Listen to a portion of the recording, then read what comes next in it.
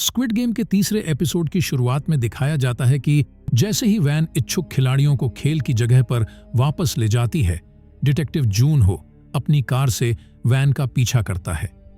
Van एक जहाज पर चलते हुए बंदरगाह पर पहुंचती है। जून हो आखिरी वैन के निचले हिस्से से जुड़कर चुपचाप जहाज के अंदर घुस जाता है। जहाज पर अब गार्ड्स को खिलाड़ियों का निरीक्षण करने का काम सौंपा जाता है। गार्ड्स अपना काम शुरू कर देते हैं और जून हो सोने का बहाना करके वैन में घुसने में कामयाब हो जाता है। जब एक गार्ड यह जांचने के लिए जून हो के शरीर का तापमान जांचता है कि वह सो रहा है या नहीं, तो डिवाइस में डिटेक्ट हो जाती है और आश्चर्यचकित गार्ड फिर से जांच करता है। दूसरी बार डिटेक्ट करने के बाद जून हो ने अपनी आंखें खोली और गार्ड को मार दिया। वह गार्ड के कपड़े पहनकर वैन से बाहर निकलता है, उसकी आईडी लेता है और उसे समुद्र में फेंक देता है। एक मैनेजर की नजर जून हो पर पड़ती है। जून हो उसे बताता है कि वह बीमार है।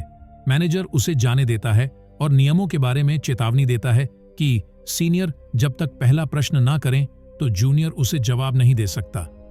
अब जहाज एक बार फिर वही द्वीप पर पहुंचता है जहां सभी खिलाड़ियों को गेम खिलाया जाना था।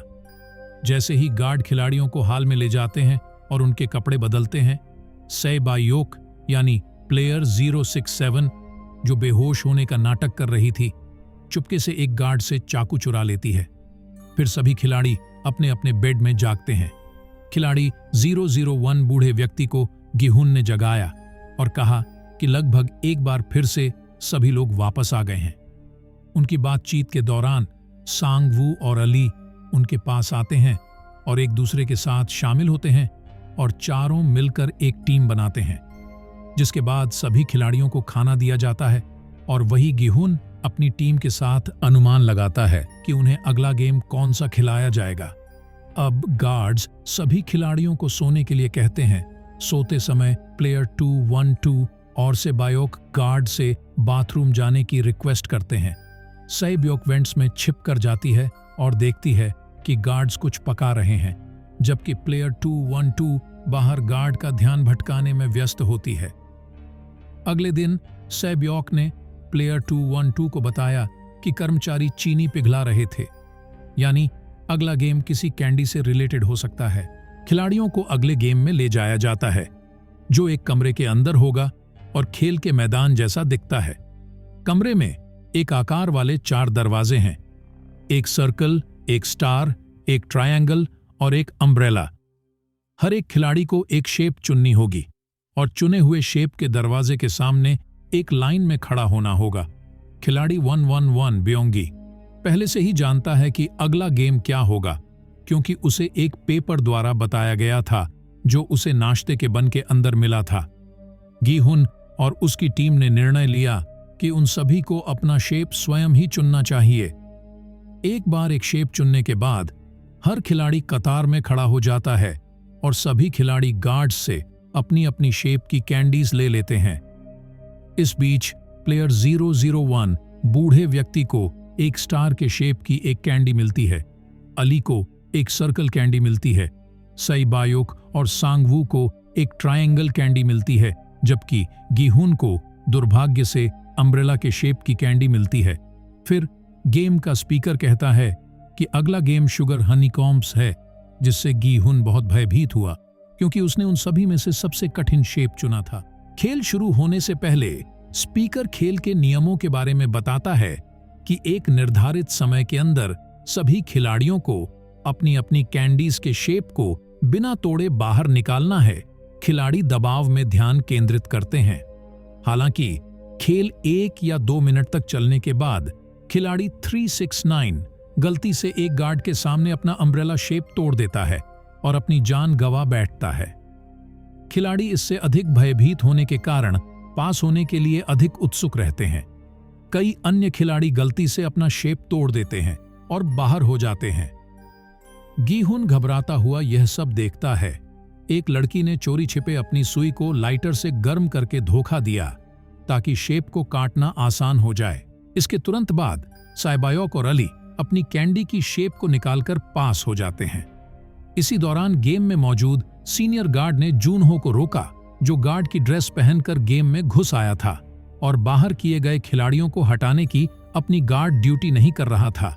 सीनियर गार्ड ने जून हो राउंड के बाद मिलने आने के लिए कहता है ताकि वह उससे बात कर सके। गिहुन खेल हॉल में अपना संयम बनाए रखने के लिए संघर्ष करता है।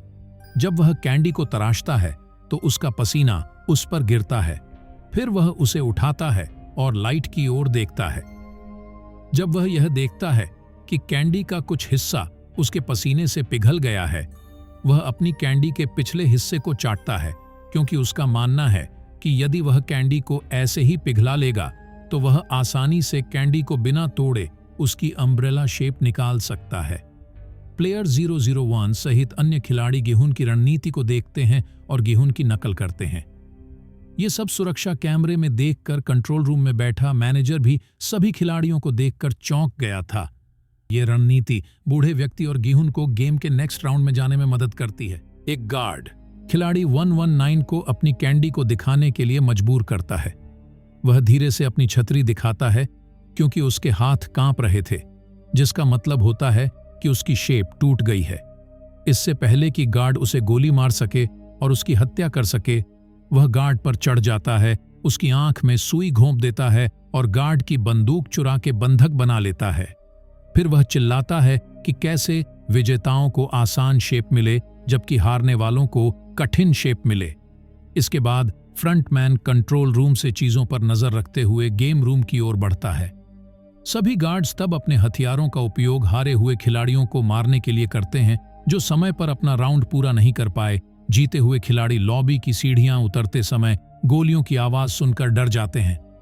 बंधक बनाए गए गार्ड को खिलाड़ी 119 द्वारा अपना मास्क उतारने का आदेश दिया जाता है। उसकी बात मानने के बाद वह यह जानकर हैरान रह गया कि गार्ड एक युवा लड़का है।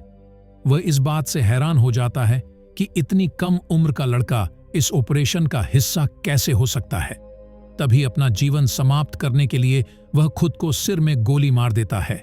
जिस सीनियर गार्ड ने अपना मास्क उतार दिया था उसे बाद में फ्रंटमैन द्वारा मार दिया गया, जो अभी अभी गेम रूम पर आया था।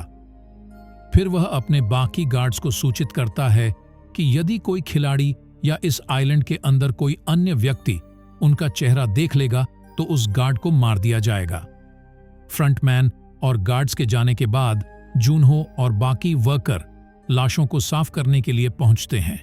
जब जूनहो मरे हुए सीनियर गार्ड के पास जाता है तो उसे सीनियर गार्ड का मास्क जमीन पर मिलता है। फिर वह मास्क लेता है और दूर रख देता है ताकि वह बाद में इसका इस्तेमाल एक सीनियर गार्ड के रूप में कर सके। और इसी के साथ स्क्विड गेम का तीसरा एपिसोड भी यहीं पर समाप्त हो जाता है।